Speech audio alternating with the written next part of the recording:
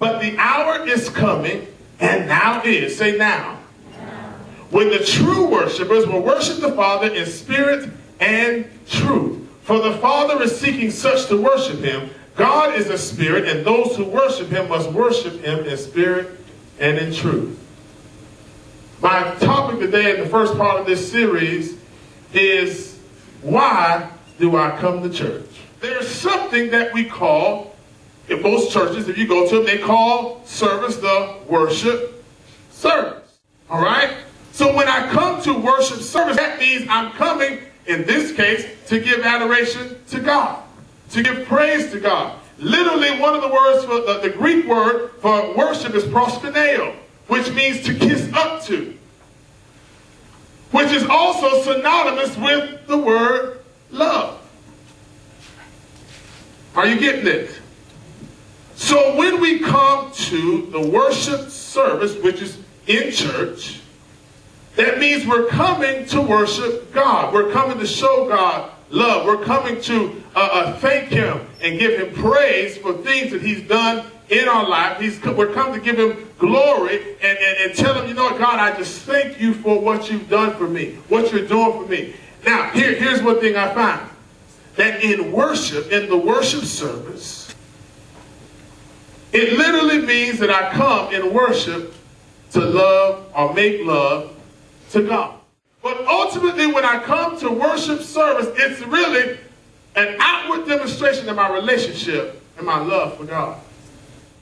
Isaiah chapter 6, verse 1 says, in the year King Uzziah died, I saw the Lord sitting on a throne high and lifted up.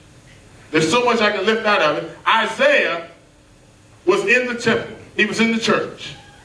And he got into the presence of God. Notice there that when he got into the presence of God, look at verse 5, he says, woe is me, for I am undone. I am a man of unclean lips. When he got into the presence of God, what happens? He was concentrating on God. But when he did that, when he got into the presence, he started to see himself.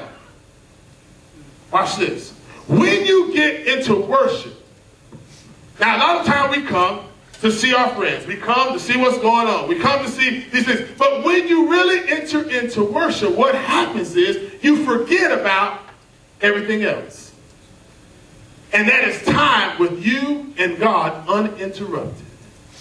For instance, when you get into worship, you don't realize who has on polka dot tops. You don't realize who has on red. You don't realize the person across the aisle. Because you concentrate, what happens when you get into the presence of God, God begins to show you the stuff that you need to work on. In worship, you can write this down, in worship, God shows us ourselves. Now that's key, because if I don't come to worship, then I miss an opportunity for me to get better when I leave. Did you catch that? Because watch this, if I don't leave better than what I came, then I've missed something. Look at somebody say, why do you come to church? When you get into the presence of God, what happens is that area that you identify as an issue, if you allow God, he will touch you in that area during the worship. Which means you don't have to wait until the preacher makes an altar call. When you really enter into the presence of God through worship and you forget about all the stuff that's on your mind before you got here, what happens is God can fix it right then and there. So notice, he touched him on his lips. And he said, behold, this is touch your lips, and your iniquity, your sin, that issue, that problem of yours is now taken away. And your sin is purged. That thing that you came here with, that was heavy on you, that you were fighting with, guess what? In worship, God can take it away. Because a lot of times what happens is when we begin to take the focus off of others and on ourselves, and God shows ourselves, and we enter into his presence, you know what? The other stuff don't even matter. And I heard the voice of the Lord. When you get into the presence of God, that is the opportunity for God to speak to you. And you say, well, how do I know the voice of God? The only way you're going to find us is entering the worship. Because everybody may hear him a little differently. Me, there are certain places I can go. There are certain places I can go in my home. There are certain things I can do that I know when I do that, God's going to speak to me just like that. The Spirit of God. When you realize that when you get into worship, you start to hear God. Or, watch this, it prepares you to hear God.